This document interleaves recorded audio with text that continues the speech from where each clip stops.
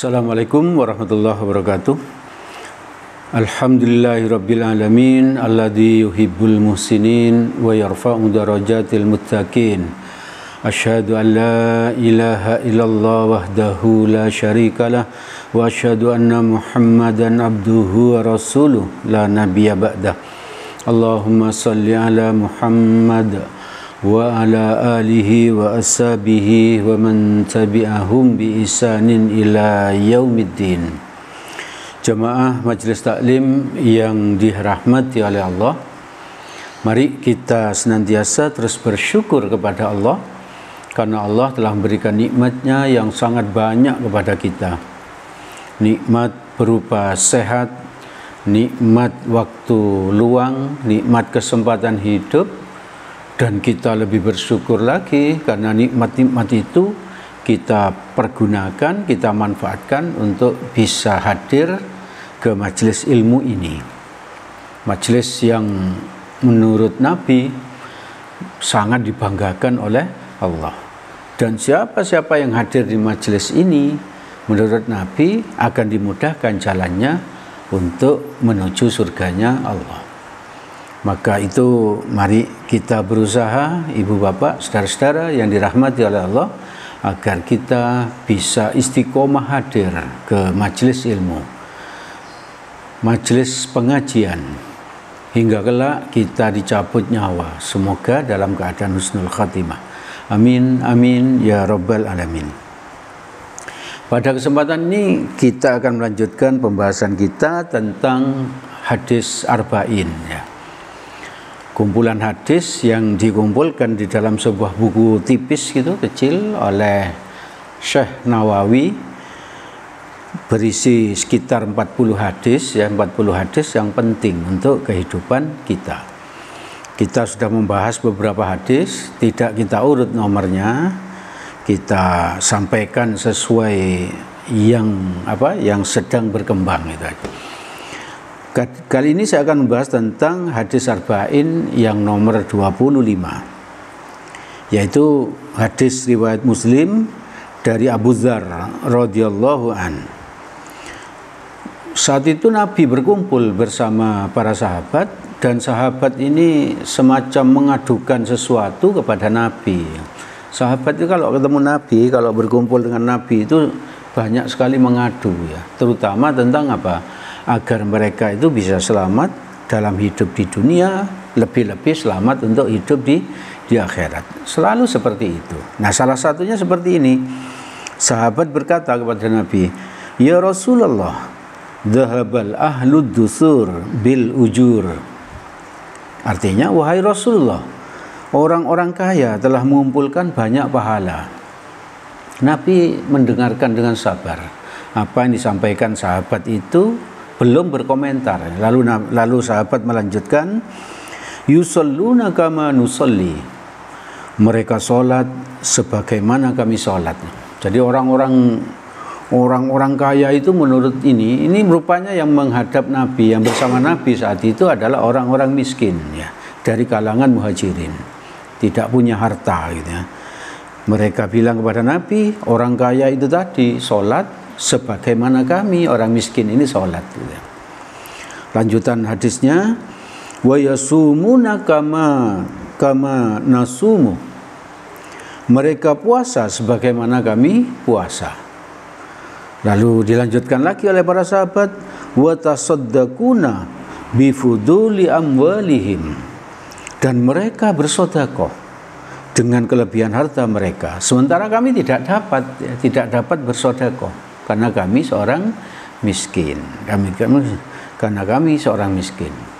Nah, dari potongan hadis ini masih ada lanjutannya hadisnya, hadis arba'in nomor 25, ya. Dari potongan yang sudah saya bacakan ini menunjukkan apa? Di antara para sahabat itu berlomba-lomba untuk apa? Untuk melakukan kebaikan, untuk melakukan amal soleh. Di antara mereka tidak ada yang ingin kalah, ya. Tidak ada yang ingin kalah. Nah, ini buktinya, karena yang miskin tadi merasa kalah, karena yang miskin tadi sholat, yang kaya juga sholat. Yang miskin yang miskin puasa, yang kaya juga puasa. Tapi yang kaya masih bisa bersedekah, yang miskin tidak. Sehingga mereka merasa akan kalah di dalam ketaatan dibandingkan orang yang kaya. Orang yang kaya di saat itu kan seperti Abu Bakar itu menginfakkan mensedekahkan hartanya 100%. Umar bin Khattab itu separuhnya 50%. Lalu Sa'ad bin Abi Waqqas sepertiganya. Lalu itu Abdurrahman bin Auf itu 700 ekor onta berisi sembako penuh lengkap diserahkan ke Baitul Mal. Mereka berlomba-lomba untuk melakukan kebaikan-kebaikan.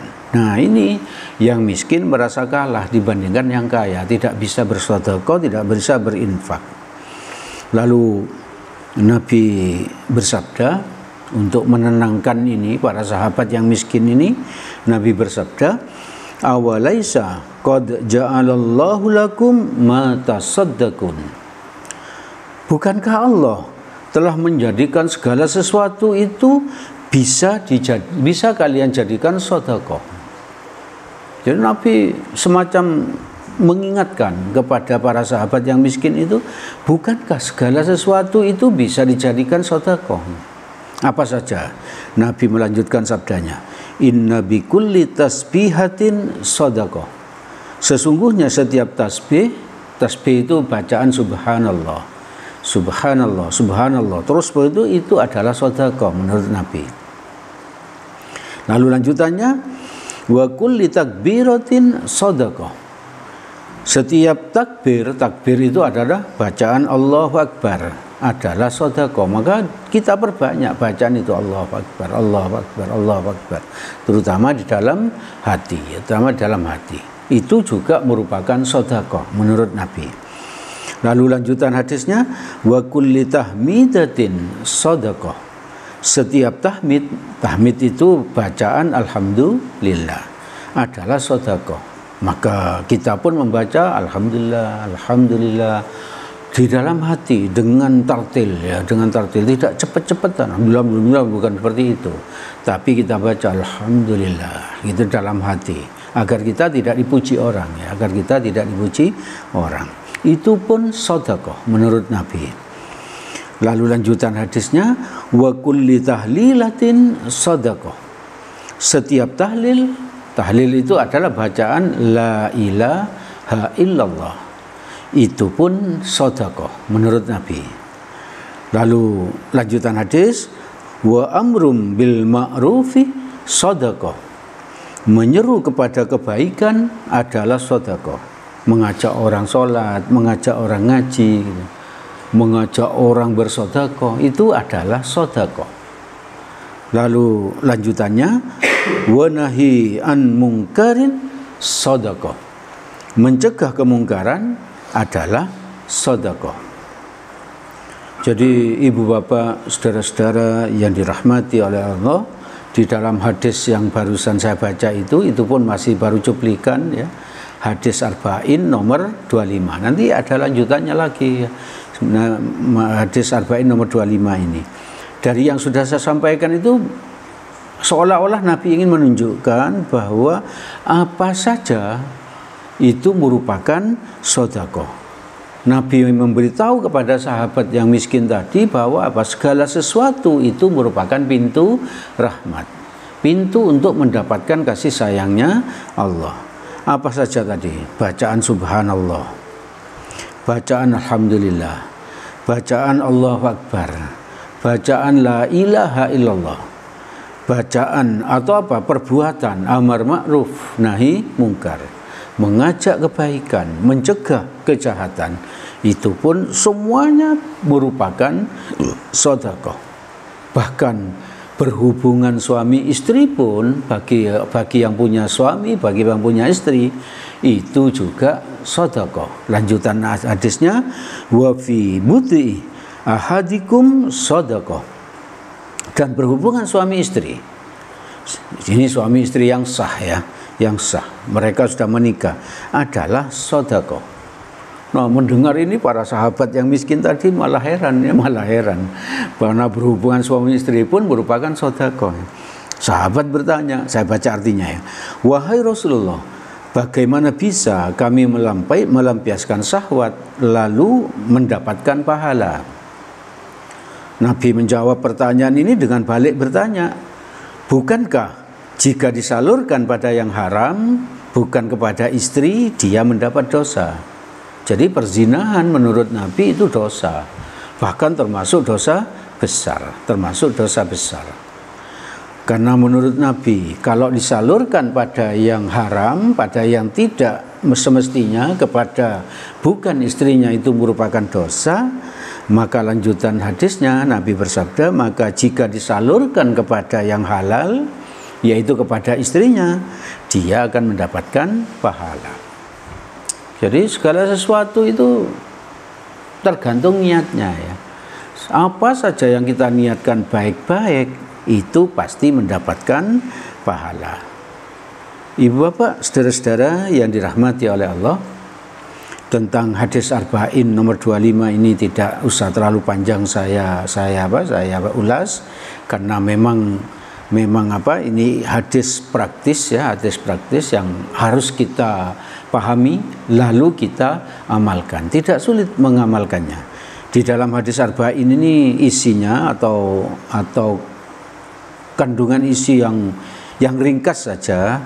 Mari kita berlomba-lomba untuk mendapatkan kebaikan, untuk mendapatkan pahala, bahkan untuk mendapatkan ampunan Allah dan surganya Allah yang luasnya seluas langit dan bumi, sebagaimana yang diterangkan Allah di Quran surat ketiga ayat 133. Lalu pintu kebaikan itu sangat banyak yang diterangkan Nabi, antara lain apa? Bacaan subhanallah, bacaan alhamdulillah, bacaan la ilaha illallah, bacaan Allahu akbar, perbuatan amar ma'ruf nahi mungkar, bahkan berhubungan suami istri itu juga bisa dianggap sebagai sedekah. Dan semua perbuatan itu tergantung niatnya. Maka itu penting bagi kita, segala aktivitas yang kita lakukan itu kita niatkan untuk ibadah. Ibu bapak, saudara-saudara yang dirahmati oleh Allah, itu yang bisa kami sampaikan pada kesempatan ini. Segala yang baik dan benar semuanya berasal dari Allah Subhanahu wa ta'ala. Semoga ada manfaatnya bagi kita, semoga Allah menolong kita agar kita bisa mengamalkannya. Amin, amin, ya Rabbal Alamin. Apabila ada salahnya, saya mohon maaf yang sebesar-besarnya. Mari kita tutup majelis ini dengan doa kafaratul majelis. Subhanakallahumma wa bihamdik, asyhadu an la ilaha illa anta, astaghfiruka wa atubu ilaik. Billahi taufiq wal hidayah. Assalamualaikum warahmatullahi wabarakatuh.